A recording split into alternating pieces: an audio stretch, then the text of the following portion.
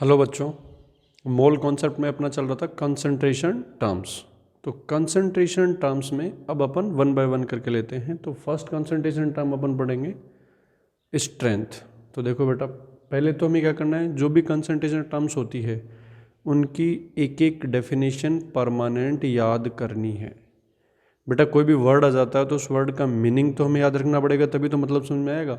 जैसे स्ट्रेंथ आ गया, मोलिटी आ गया, मोलिलिटी आ गया, तो हमारे लिए ये बिल्कुल नए वर्ड हैं और उन्हें समझना है तो उनका मीनिंग क्लियर होना चाहिए।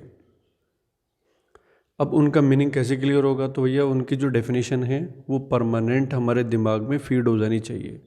अगर आप चाहते हो कि न्यूमेरिकल हमसे बने तो डेफिनेशन बिल्कुल बढ़िया तरीके से, और डेफिनेशन सिंगल लाइन, एक एक लाइन की डेफिनेशन होगी सबकी। डेफिनेशन के जस्ट बाद हम क्या करेंगे, उसका फॉर्मूला डिजाइन कर लेंगे। तो एक ही बात है, डेफिनेशन याद होते ही फॉर्मूला रटने की ज़रूरत नहीं है।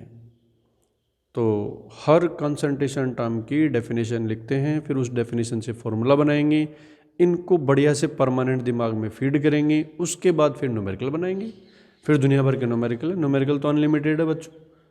चलो, तो स्ट्रेंथ का मतलब क्या होता है, amount that is weight of solute present in 1 litre solution. 1 litre solution में कितना सॉल्यूट है, कितने लीटर में कितना भी हो, ध्यान दीजिए इस बात को, कितने लीटर में कितना भी हो। Suppose this is x litre और इसमें मैंने a ग्राम मिला दिया, तो मैथमेटिक्स की हेल्प से क्या हम ये नहीं फाइंड कर सकते कि 1 लीटर होता तो कितना अमाउंट होता। तो बेटा x लीटर में a है तो 1 में कितना होगा, a बाय एक्स, जानते हो ना, x में a है तो 1 में कितना होगा, a बाय एक्स। इसका मतलब जो भी वॉल्यूम है उसे डिवाइड कर दोगे तो पर लीटर में निकल के आ जाएगा। तो इसकी डेफिनेशन क्या होगी, it is the weight of, note करिए, it is the weight of solute in 1 litre solution. ये लीजिए, ये डेफिनेशन है। इसका मतलब ये हुआ कि भाई स्ट्रेंथ फाइंड करनी है तो हमें सिर्फ 3 चीज़ों की ज़रूरत पड़ती है। ये रहा फॉर्मूला, देखो इसका, स्ट्रेंथ इज इक्वल्स टू, एक चीज़ तो बेटा ये लाइन ही हो गई, इस लाइन के ऊपर क्या आ जाएगा, वेट और मास ऑफ सॉल्यूट, उसको डिवाइड कर देंगे वॉल्यूम से तो यूनिट वॉल्यूम के लिए आ जाएगा। सभी बच्चे ऐसे जानते हैं कि किसी का भी यूनिट वॉल्यूम के लिए, यूनिट मास के लिए, यूनिट चीज़ के लिए डिफाइन करता है तो उससे उसको डिवाइड कर दो 1 के लिए आ जाएगा, यूनिटरी मेथड की तरह। तो weight of solute it must be in gram upon volume of solution in litre. ये देख लीजिए, केवल मास से काम नहीं चलेगा, मास ग्राम में होना चाहिए। क्वेश्चन किसी में भी दे दो, आपके खोपड़ी क्या काम करेगी, फिर उनको कन्वर्ट करने का काम करेगी। तो बेटा ग्राम में कन्वर्ट करके इस फॉर्मूले में पुट करो, वॉल्यूम कुछ भी दे रखा है, लीटर में कन्वर्ट करके यहाँ पुट करो, स्ट्रेंथ आ जाएगी, दैट्स ऑल। तो बताओ स्ट्रेंथ फाइंड करने के लिए कितनी चीज़ों की जरूरत पड़ती हैं, 3 चीज़ें। एक ये लाइन हो गई, something above the line, something below the line. Above the line आ गया मास प्रेजेंट इन 1 लीटर, तो ये सीधा सा है mass upon volume, that's all. तो बेटा ये हो गई डेफिनेशन, ये उसका फॉर्मूला हो गया, स्ट्रेंथ का काम कंप्लीट हो गया। Second case, molarity. मोलैरिटी को मैं कैपिटल M से डिनोट कर रहा हूं।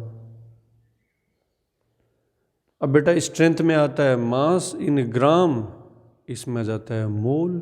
वर्ड देखो, molarity, moles of solute present in 1 litre. Most frequently use होने वाली कंसंट्रेशन टर्म है। तो ये हो जाएगा, it is the moles of solute, it is the moles of solute present in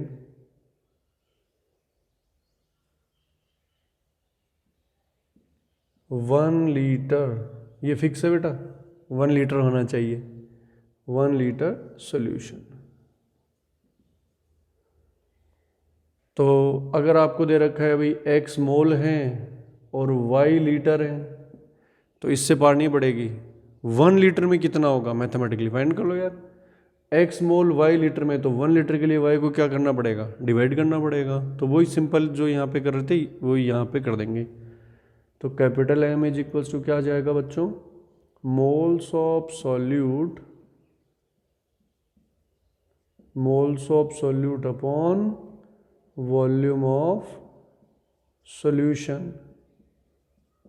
इतना कर दोगे तो सही है क्या, ये सोचो एक बार। नहीं, कंडीशन है बेटा it must be in litre.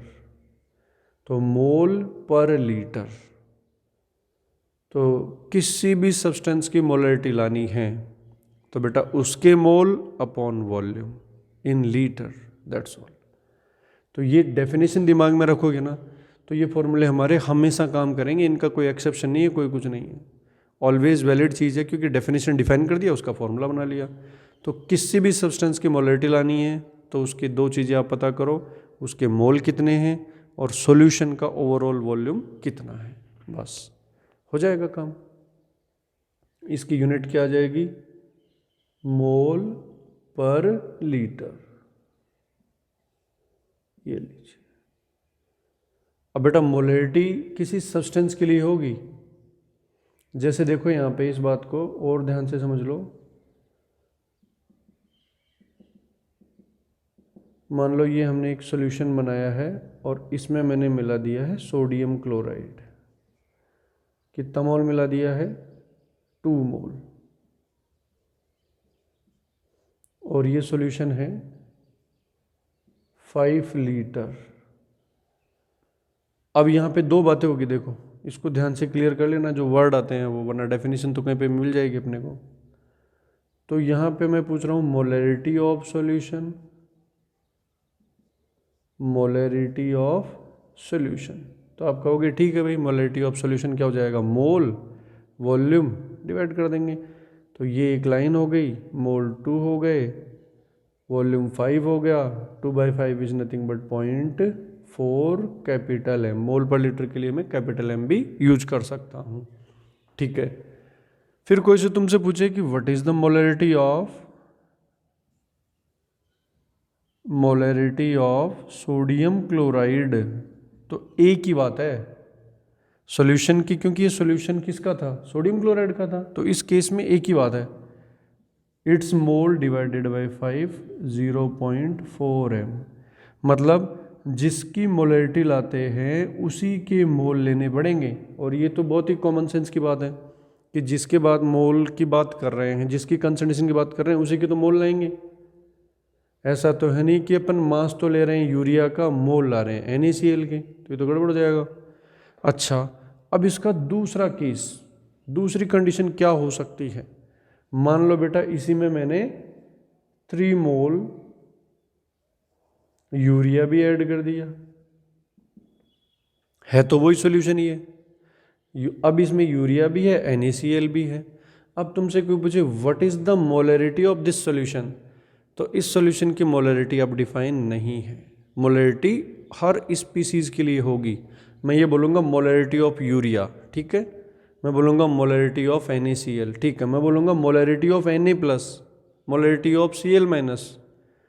तो बताओ जो कंसंट्रेशन टर्म्स होती है वो हर सॉल्यूट के लिए इंडिविजुअली डिफाइन होती है, ये सब के लिए ही वैलिड है। जैसे एक से ज़्यादा होता है तो स्ट्रेंथ ऑफ विच सब्सटेंस, तो जिस सब्सटेंस की आप बात करोगे उसका वेट ले आओगे। यहाँ जिस सब्सटेंस की बात कर रहे हैं उसके मोल ले आएंगे, दैट्स ऑल। तो concentration term are defined separately for each solute, हर सॉल्यूट के लिए इंडिपेंडेंटली डिफाइन होंगे। ये किसी भी स्पीसीज के लिए हम इनका यूज़ कर सकते हैं। तो ये नोट करके लिख लीजिए, नोट लिख के नोट करना है। Each concentration term is defined for each solute separately, ठीक है। तो इस केस में मैं क्या बोलूँगा, मोलरिटी ऑफ सॉल्यूशन के बजाय बेटा मोलरिटी ऑफ यूरिया। तो बेटा जिसकी मोलरिटी ला रहे हैं, फॉर्मूला तो वही है, मोल पर लीटर। तो जिसकी मोलरिटी ला रहे हैं उसके मोल उठा के लाओ 3, तो ये आ गया 3। वॉल्यूम तो पूरे सॉल्यूशन का वॉल्यूम तो वही होगा 5 लीटर ही है। तो वॉल्यूम तो दोनों के लिए सेम रहेगा बेटा। मान लो आपके सामने 5 लीटर का कंटेनर रखा हुआ है, उसमें आपने 3 सब्सटेंस मिला दिए, ए बी सी प्रेजेंट है, तो ए के लिए भी वही वॉल्यूम है, बी के लिए भी वही है, सी के लिए भी वही है। इसके लिए वही आ जाएगा 2/5, यह आ जाएगा 0.6। इस तरह से हम इसको बता सकते हैं बेटा। क्लियर? तो फाइनल रिजल्ट क्या आ रहा है? मोलैरिटी हर स्पीसीज के लिए अपन डिफाइन कर सकते हैं। तो molarity of species is nothing but it's mole upon, अगर और थोड़ा सा अपन इसको डिटेल से लिखें तो ऐसे लिख सकते हैं,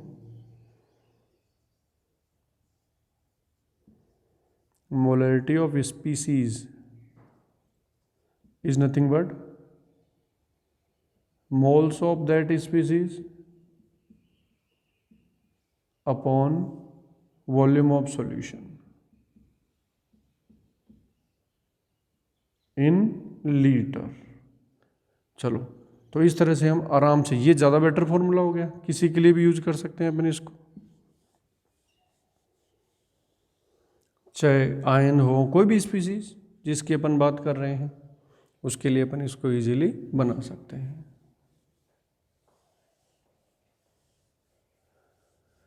तो बेटा मोलैरिटी से रिलेटेड कोई भी क्वेश्चन हम इस फॉर्मूले से बना देंगे। बहुत सारे फॉर्मूले उलूल जुलूल करने की ज़रूरत नहीं होती है, सिंगल डेफिनेशन सिंगल फार्मूला सारी प्रॉब्लम्स बन जाएगी। और इनमें कुछ डिफरेंट केसेस और जनरेट होते हैं, मिक्सिंग कर दें तो क्या हो जाएगा, डाइल्यूशन कर दें तो क्या हो जाएगा, तो इसको अलग से सेपरेट हेडिंग में पढ़ेंगे अपन। अभी हम पढ़ रहे हैं कंसंट्रेशन टर्म्स, कौन कौन से नेम होते हैं और हर नेम का मीनिंग क्या होता है और उसका फॉर्मूला कैसे बनता है, बस। फिर उसके बाद इनका कुछ मैथमेटिकल ट्रीटमेंट अपन करेंगे। तो मोलैरिटी लाना है तो मोल लाना पड़ेगा, और मोल फाइंड करना तुम्हें आता है, वॉल्यूम फाइंड करना आता है, तो डिवाइड करना भी आता है, तो फिर मोलैरिटी भी आती है, सीधी सी बात है। नेक्स्ट कंसंट्रेशन टर्म अपन ले रहे हैं मोलैलिटी। मोलैलिटी देखो बहुत ही कम डिफरेंस है, मोलैरिटी मोलैलिटी तो बेटर होता है, मैं स्मॉल एम और कैपिटल एम बोलूँगा, ये स्मॉल एम है। ये क्या चीज़ होती है भाई? इसमें भी देखो मोल तो आ ही रहा है, तो ये भी मोल्स ऑफ सॉल्यूट ही होता है, लेकिन फिर कुछ तो चेंज होगा। तो वहाँ यूनिट वॉल्यूम होता है और यहाँ पे यूनिट मास होता है। तो it is the moles of solute, it is the moles of solute in 1 kg। ये ध्यान रखना, ये डिफरेंस है बेटा उसमें, इसमें 1 kg सॉल्वेंट। देखो सारे जितने भी अपन टर्म्स डिफाइन करेंगे वो सब सॉल्यूशन के रेस्पेक्ट में हैं, लेकिन ये केवल एक ऐसी टर्म है जो सॉल्वेंट के रेस्पेक्ट में डिफाइन है। This is the only concentration term that is defined with respect to solvent. तो बाकियों को याद करेंगे या इसको याद करेंगे? नहीं, सारे सॉल्यूशन के फॉर्म में, उसको लर्न करने की ज़रूरत ही नहीं है। इसको लर्न करना पड़ेगा कि भाई मोलैलिटी स्मॉल एम जो होता है वो सॉल्वेंट के मास के रेस्पेक्ट में डिफाइन है। तो बेटा ये मार्क कर लो, इसको अंडरलाइन कर लो। तो it is the moles of solute in 1 kg solvent, that's all. अब बताओ इसका फॉर्मूला कैसे बनेगा? मोल ले आओ, मास ले आओ, केजी में कन्वर्ट कर दो, डिवाइड कर दो, तो पर केजी के लिए निकल के आ जाएगा। तो बताइए small M is equals to क्या लिख सकते हैं? अगेन मोल्स ऑफ सॉल्यूट, या फिर एक से ज़्यादा हैं तो स्पीसीज वर्ड यूज़ कर लेंगे। तो moles of solute upon mass of solvent, it must be in KG. ये लीजिए, ऑलवेज वैलिड फॉर्मूला है, कोई एक्सेप्शन नहीं, कोई कुछ नहीं। और इसकी यूनिट क्या आ जाएगी बच्चों? मोल पर केजी। इसको स्मॉल एम से भी डिनोट कर देते हैं, जैसे कहीं पे लिखा हुआ है, फॉर एग्जाम्पल कहीं लिखा हुआ है 2MnAOH सोल्यूशन। इसका मतलब ही कई बच्चों को नहीं आता कि क्या लिखा हुआ है ये। तो बेटा स्मॉल एम बोले तो molality, it means molality is given, और 2M का मतलब हुआ 2 moles of which substance? Sodium hydroxide present in 1 kg solvent, solvent बोले तो water, if nothing is given then we can take water as solvent. तो ये भी ध्यान रखना है अपने को, कई बार सॉल्यूट और सॉल्वेंट ही नहीं ढूंढ पाते स्टूडेंट। तो बेटा इस तरह से अपन समझ गए। और अगर यही ऐसे लिखा हो 2 capital M sodium hydroxide solution, तो इसका मीनिंग फिर ये मोलरिटी है। तो क्या बोलेंगे, 2 moles of sodium hydroxide in 1 litre solution. ये जो लाइन मैं लिख रहा हूँ वो लाइन तभी लिख पाओगे जब आपको डेफिनेशन क्लियर है या आपकी खोपड़ी में सेट हो गई है। तो डेफिनेशन तो याद करनी पड़ेगी, ठीक है। उसके बाद फिर आपका दिमाग है, एक बार डेफिनेशन मजबूताई से याद हो गया तो फॉर्मूला ऑटोमेटिक आ जाएगा और उसके बाद फिर अपना ब्रेन यूज़ करेंगे। चलो, तो this is all about for molality. एक फार्मूला मोर देन सफिशिएंट है, कोई उलूल जुलूल ज़्यादा फॉर्मूला बनाने की ज़रूरत नहीं है। हाँ, इनका ट्रीटमेंट कैसे होता है वो अपन करेंगे सेपरेटली। नेक्स्ट कंसंट्रेशन टर्म की अगर अपन बात करते हैं तो बच्चों है मोल फ्रैक्शन। मोल फ्रैक्शन, अब तुम फ्रैक्शन तो बचपन से पढ़ते आ रहे हो यार। फ्रैक्शन का मतलब क्या होता है, रेशो। फ्रैक्शन का मतलब क्या होता है, रेशो। जैसे मान लो आपको, आपके सामने 5 एप्पल रखी हुई है, उसमें से आप 1 खा गए, तो कितना फ्रैक्शन खा गए, तो जो खा गए वो अपॉन टोटल 1/5। कितना बच गया, तो जो बच गया वो अपॉन टोटल। तो what is fraction, ratio out of 1। और परसेंटेज क्या होता है, आउट ऑफ 100। तो फ्रैक्शन को 100 से मल्टीप्लाई करते ही वो क्या बन जाता है, फ्रैक्शन। जैसे fraction of marks obtained in chemistry, तो केमिस्ट्री के मार्क्स अपॉन टोटल इंटू 100 करते हो तो परसेंट आता है, और अगर 100 नहीं करते हो तो फ्रैक्शन आता है। तो fraction is nothing but out of 1, या फिर सिंपली बोल देते हो रेशियो। तो किसी भी स्पीसीज का फ्रैक्शन लाना है तो वो रेशियो जाएगा। तो mole fraction of a species is the ratio of moles of that species and total mole. तो it is the ratio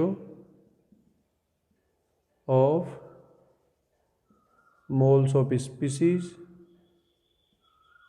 and total moles। बस खत्म कहानी। जिस स्पीसीज की बात कर रहे हैं उसके मोल ले आओ, टोटल मोल ले आओ, डिवाइड कर दो दोनों को, रेशो आ ही जाएगा। रेशो फाइंड करना तुम सबको अच्छे से आता ही है यार। तो बताइए, हमारे पास एक सॉल्यूशन है, मान लो ये, इस सॉल्यूशन में 2 चीज़ें हैं, एक सॉल्यूट होगा एक सॉल्वेंट होगा। सपोज सॉल्यूट n मोल ले लें और सॉल्वेंट कैपिटल N मोल ले लिए मैंने, मोल से बेटा ये। तो बताइए हर एक स्पीसीज का फ्रैक्शन आएगा कि नहीं आएगा। तो मोल फ्रैक्शन ऑफ सॉल्यूट, उसको मैं कैसे लिखूंगा, x और फिर यहाँ पे सॉल्यूट, x सॉल्यूट, वर्ड्स में कन्वर्ट करो। Mole fraction of solute is nothing but it's mole n upon total mole, total तो ये होगा n plus n। Similarly x solvent क्या होगा, सॉल्वेंट की बात कर रहे हैं तो सॉल्वेंट के मोल आएगा बेटा अपॉन टोटल मोल। और अगर फ्रैक्शन का सम करें, सम ऑफ फ्रैक्शन, दोनों को सम करें, इसको और इसको, तो बच्चों तुम अच्छी तरह जानते हो n, इसमें एलसीएम क्या जाएगा, n प्लस n आ जाएगा, ऊपर भी n प्लस n आ जाएगा तो 1 बन जाएगा यार। तो sum of fraction, sum of fraction is nothing but 1। तो एक स्पीसीज का फ्रैक्शन पता है तो दूसरे स्पीसीज का फ्रैक्शन भी हम इजीली फाइंड कर सकते हैं, 1 में से माइनस कर देंगे। अगर किसी का फ्रैक्शन 0.1 है तो दूसरा 0.9 हो जाएगा, 0.2 तो दूसरा 0.8 हो जाएगा। इट मीन्स अगर एक स्पीसीज का फ्रैक्शन पता है तो दूसरे स्पीसीज का फ्रैक्शन भी पता है। तो इस तरह से हम किसी भी स्पीसीज के मोल फ्रैक्शन इजीली फाइंड कर लेंगे भाई। तो this is all about for mole fraction. Next, percentage calculation.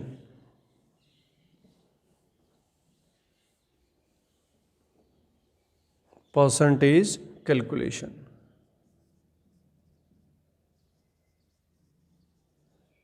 Percentage calculation का मतलब होता है ये आउट ऑफ 100, इसका मतलब है आउट ऑफ 100। अब वो 100 क्या है इस बात पे डिपेंड करेगा बेटा। तो ये मैं इसमें पहला केस ले लेता हूँ, परसेंट W/V। बेटा ये लिखने का तरीका है, जैसे मैं कैपिटल M लिख रहा था, स्मॉल m लिख रहा था, तो यहाँ पर है परसेंट W/V, मतलब इसको बोलेंगे वेट बाय वॉल्यूम। थोड़ा ऐसे लिख सकते हैं, परसेंट वेट बाय वॉल्यूम। इसका मतलब है वॉल्यूम का परसेंट निकालना है अपने को। तो percent weight by volume, percent W/V, ये सिंबल है, ये खुद ही बोल रहा है, परसेंट वेट बाय वॉल्यूम। इसका मतलब ये हुआ 100 ml में कितने ग्राम सॉल्यूट है। परसेंट का मतलब 100 ml हो गया यार। तो it is the mass of solute in gram in 100 ml। Solution और सॉल्वेंट सब में सॉल्यूशन ही आना है एक्सेप्ट मोलेलिटी। तो 100 ml सॉल्यूशन, ये लीजिए, ये इसकी डेफिनेशन हो गई। अब 1 ml में निकालने के लिए क्या करना पड़ेगा, हमें वॉल्यूम से डिवाइड करना पड़ेगा यार। तो परसेंट W/V इक्वल्स टू, ये खुद ही फॉर्मूला है, तो ये आ जाएगा weight of solute in gram upon denominator में क्या जाएगा, volume of solution in ml, क्योंकि हम ये 100 ml में ला रहे हैं बेटा। तो 1 ml के लिए लाना है तो वॉल्यूम से डिवाइड कर देंगे, और 100 ml के लिए लाना है तो 100 टाइम्स कर देंगे। तो ये जो सिंबल है वो खुद ही इसका एक फॉर्मूला है। इसका मीनिंग भी वेरी क्लियर होना चाहिए। फॉर एग्जांपल मान लो आपको लिखा हुआ है 40% W/V सोडियम, आगे लिखा आएगा कौन है वो, सोडियम हाइड्रोक्साइड सॉल्यूशन। मान लो ऐसा लिखा हुआ आपको दिख रहा है, तो इसके सबसे पहले इन्फॉर्मेशन आपके दिमाग में क्या आएगी, क्या गिवन है, मोलेरिटी गिवन है, मोल फ्रैक्शन गिवन है, नहीं, हमें गिवन है परसेंट वेट बाय वॉल्यूम। क्या गिवन है, परसेंट वेट बाय वॉल्यूम। इसका मतलब ये होता है वेट ही होता है ये, बट आउट ऑफ 100 ml। तो बेटा मैं इसको ऐसे बोलूँगा, 40 gram sodium hydroxide is in 100 ml solution. ये इसका मतलब है। 20% आ रहा है तो इसका मतलब है 20 ग्राम इन 100, क्योंकि आउट ऑफ 100 होता है ये। या फिर दूसरा क्या बोल सकते हैं अपन बेटा, जो भी वॉल्यूम है उसका 40% कर दो आप, तो क्या आ जाएगा, सॉल्यूट आ जाएगा। तो weight of sodium hydroxide is the 40% of volume of solution. Solution के वॉल्यूम का 40% कर दो तो आपको मिल जाएगा। जैसे फॉर एग्जांपल आपको यही क्वेश्चन हुआ कि 40% W/V सोडियम हाइड्रोक्साइड सॉल्यूशन है, find moles of sodium hydroxide in 500 ml solution. मान लो ये सिंपल सा सवाल आ गया हमें, तो बेटा हम क्या करेंगे, इस वॉल्यूम का कितना परसेंट कर देंगे, 40%। तो मास आएगा, फिर मास आने के बाद तो अपने आप ही आ जाएगा। तो आ जाएगा हमारे पास मास ऑफ सोडियम हाइड्रोक्साइड, बताओ कितना आ जाएगा, 500 का 40% तो तुम्हें फाइंड करना आता ही है बच्चों, 200 ग्राम। लेकिन हमें मास नहीं, हमें तो मोल पूछा है, तो मास से मोल में कन्वर्ट करना तो तुम बहुत अच्छी तरह जानते ही हो बेटा। तो moles of sodium hydroxide is nothing but, कैसे लाते हैं, फॉर्मूला क्या है मोल का, मास अपॉन मास इन ग्राम अपॉन मोलर मास। तो 200 अपॉन 40, ये 40 नहीं है, सोडियम हाइड्रोक्साइड का मोलर मास जो हमारी खोपड़ी में होता है 23 + 16 + 1, बट वी गेट 5। तो बेटा 5 मोल हमारा आंसर होगा। इस तरह से हम किसी भी प्रॉब्लम को इजीली हैंडल कर सकते हैं। बस ज़रूरत है तो डेफिनेशन याद रखने की, और कोई हज़ारों डेफिनेशन नहीं है, 4-5 कंसंट्रेशन टर्म है, 4-5 डेफिनेशन है, नेम से कनेक्टेड हैं, तो याद रखना भी ईजी है, कन्फ्यूजिंग भी नहीं है कोई। चलो नेक्स्ट हम इसका सेकंड पार्ट ले रहे हैं, percent weight by weight. Percent W/W का मतलब हुआ परसेंट वेट बाय वेट, तो इसके कैसे सिंबलाइज करेंगे, परसेंट W/W। तो बेटा ये भी सेम ही चीज़ है, बस डिनोमिनेटर में यहाँ वॉल्यूम है, यहाँ पे मास आ जाएगा, वेट आ जाएगा। तो यहाँ पे क्या जाएगा बेटा, weight of solute upon weight of solution, दोनों रेशियो है, सेम यूनिट ले लेंगे, ग्राम ग्राम ले लो, किलोग्राम किलोग्राम ले लो, कोई फर्क नहीं पड़ने वाला है, इनटू 100। तो this is the formula of percentage W/W। तो इसको अलग से रटने की ज़रूरत नहीं है, ये सिंबल ही इसका फॉर्मूला है, percent weight of solute upon solution. और हमेशा डिनोमिनेटर में सॉल्यूशन ही आ रहा है, न्यूमरेटर में सॉल्यूट ही आ रहा है, सारी कंसंट्रेशन टर्म में एक्सेप्ट मोलेलिटी, वहाँ सॉल्वेंट आता है। ठीक है, कहीं पे लिखा हुआ है 40% W/V की जगह W/W सोडियम हाइड्रोक्साइड, मान लो ये लिखा हुआ है, तो इसका मतलब भी वेट ही है। 40 ग्राम सोडियम हाइड्रोक्साइड इन 100 ml नहीं है, ये मास में ही है, तो इन 100 ग्राम सॉल्यूशन, बस ये डिफरेंस है बेटा। तो वो 100 ml में कितना है और ये 100 ग्राम में कितना है, बस। तो यहाँ क्या करना पड़ेगा हमें, जो भी मास हैं, जैसे मुझे फाइंड करना है वेट ऑफ सोडियम हाइड्रोक्साइड, तो weight of sodium hydroxide is nothing but 40% of volume और मास, वेट ऑफ सॉल्यूशन, सॉल्यूशन के वेट का 40% है, बस खत्म। अब तुम वेट कैसे लाओगे, परसेंटेज कैसे लाओगे, ये तुम्हारे खुद का दिमाग है। तो this is all about for percentage calculation. इसमें एक टर्म और होती है V/V, बट मोस्ट कॉमन नहीं है, फ्रिक्वेंटली यूज़ नहीं होती है वही चीज़, यहाँ वॉल्यूम अपॉन वॉल्यूम इंटू 100 आ जाएगा। तो अननेसेसरी अपने ब्रेन की मेमोरी को ब्लॉक करने का कोई मतलब नहीं होता है बेटा। कम से कम फॉर्मूले और ज़्यादा से ज़्यादा उनका एप्लीकेशन हमें सीखना होता है एक्चुअल में, वरना तो इतने सारे फॉर्मूले और इतने सारे लिस्ट बनाने की उसी में कन्फ्यूज होकर रह गए कि अभी क्या करें। इसके बाद हम आ रहे हैं पार्ट पर मिलियन, PPM, पार्ट पर मिलियन। देखो कभी कभार क्या होता है, पार्ट पर मिलियन मतलब 1 मिलियन में कितना है। दोबारा देखो बेटा, फ्रैक्शन जो होता है वो आउट ऑफ 1 होता है, परसेंटेज जो होता है वो आउट ऑफ 100 होता है। अब आ गया PPM, भाई ये क्या चीज़ होती है। तो ये एक ही चीज़ को रिप्रेजेंट करने के लिए हम डिफरेंट डिफरेंट यूनिट्स और डिफरेंट डिफरेंट कॉन्सेप्ट जो होते हैं वो यूज करते हैं।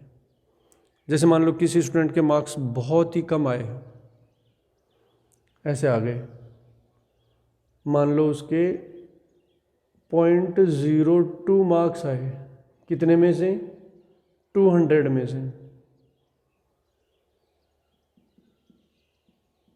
200 में से 0.02 मार्क्स आए, तो उसे तो दिक्कत होगी, कैसे बोले, वो परसेंटेज की फॉर्म में बोले तो थोड़ा सा अच्छा हो जाएगा। भाई 0.02 मार्क्स आए हैं, भाई अच्छा नहीं लग रहा है। परसेंटेज फाइंड करेगा तो क्या करेगा, 200 से डिवाइड करेगा, 100 से मल्टीप्लाई करेगा, कितना परसेंट हो गया, 0.01%। अभी भी अच्छा नहीं है, तो वो इसको किस में कन्वर्ट कर देगा कि 1 मिलियन का होता तो मेरे मार्क्स कितने होते। तो बेटा पर मिलियन मतलब आउट ऑफ 1 मिलियन, तो जो 100 लेते थे उसकी जगह 10⁶ ले लेंगे, 10 लाख ले लेंगे। 1 मिलियन आप जानते हो कितना होता है, 10⁶। तो बताओ 10⁶ में से इसके मार्क्स कितने हुए। तो बहुत कम क्वांटिटी में कोई चीज़ होती है तो उसको थोड़ा सा बढ़ा के बोलने वाले जुगाड़ को क्या कहते हैं, PPM। तो जो चीज़ें बहुत कम होती है, जैसे पोल्यूटेंट्स होते हैं एयर के अंदर, तो उनका अमाउंट बहुत कम होता है। तो बहुत कम होता है तो फिर ऐसा बोलना पड़ेगा 0.00 ग्राम पर ml, भाई 1 ml एयर में इतना है। तो उसके बजाय हम क्या बोलते हैं, 1 मिलियन ले लें तो उसमें कितना है। आई थिंक थोड़ा बहुत मामला क्लियर हुआ कि 100 में से मान लो x आ रहा है, तो 1000 में से क्या हो गया, 10x हो गया कि नहीं हो गया। तो इस तरीके से 1 मिलियन में से कितना हो जाएगा। तो एक ही क्वांटिटी को रिप्रेजेंट करने के अलग अलग तरीके होते हैं। एक्चुअल मार्क्स भी बता सकते हैं, फ्रैक्शन भी बता सकते हैं, परसेंटेज भी बता सकते हैं, PPM में भी बता सकते हैं। तो वो स्टूडेंट क्या कहेगा कि 1 मिलियन में से कितने आए, तो बताओ उसके मार्क्स कितने आ रहे हैं 0.02। कितने में से आ रहे थे 200 में से, तो 1 में से कितना आया इतना। परसेंटेज लाना है तो 100 टाइम्स नहीं, मुझे तो पीपीएम में लाना है, 1 मिलियन में से लाना है। तो इसको 1 मिलियन में से कैसे सॉल्व करोगे इसको क्या 10⁻⁻²। ये देखो इस पॉइंट को उठा दो और 2 जीरो यहाँ पे ले लो, 2 से 2 कैंसिल आउट हो गया, 4 जीरो रहे, तो ये आ गया हमारा 100 ppm। तो बच्चा कहेगा कितने मार्क्स आए हैं 100 ppm आए हैं जी। तो थोड़ा सा अच्छा लगा ना बोलने में कि 100 ppm आए हैं। ठीक है चलो, तो थोड़ा बहुत आइडिया हो गया बेटा कि पीपीएम कहाँ यूज़ करते हैं। जब कोई भी सब्सटेंस, कोई भी सॉल्यूट, कोई भी स्पीसीज बहुत कम अमाउंट में प्रेजेंट होती है सॉल्यूशन में, तो इसका यूज़ करते हैं। अब ये पीपीएम भी बेटा 2 तरीके से होता है, पीपीएम बाय मास भी होता है या बाय वेट भी होता है, और बाय मोल भी होता है। अगर कुछ नहीं दे रखा, सिंपल पीपीएम दे रखा है, तो आप क्या समझोगे पीपीएम बाय वेट। तो बताइए ppm इज इक्वल टू क्या हो जाएगा, weight of solute upon total weight, weight of solution. ये आ गया वेट फ्रैक्शन। अगर 100 से मल्टीप्लाई करते हैं तो परसेंटेज नहीं, मुझे तो आउट ऑफ 1 मिलियन चाहिए, तो 10⁻⁶। यही होता है ppm। 1 मिलियन पार्ट्स में से कितने पार्ट प्रेजेंट है, तो this is out of 1 million.